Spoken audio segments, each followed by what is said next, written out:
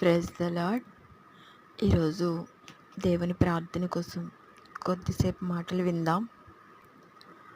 పెందెలకడే ప్రార్థన చెయ్యాలి, రహస్యముగా ప్రార్థన చెయ్యాలి, ఏకాంతముగా ప్రార్థన చేయాలి, విశ్వాసముతో ప్రార్థన చేయాలి, ఎల్లప్పుడూ ప్రార్థన చేయాలి, మెలకువగా ఉండి ప్రార్థన చేయాలి, ఆసక్తితో ప్రార్థన చేయాలి, ఎడతెగక ప్రార్థన చేయాలి, కన్నీళ్లు విడుచుచు ప్రార్థన చేయాలి, విసకగా ప్రార్థన చేయాలి. ఇలా ప్రార్థన ప్రతిరోజు చెయ్యి. నీ జీవితంలో ఉన్న ప్రతి సమస్య తీరుతుంది. నీ కన్నీళ్లు దేవుడు తుడుస్తాడు. నీ ప్రార్థన ఆలకిస్తాడు దేవుడు.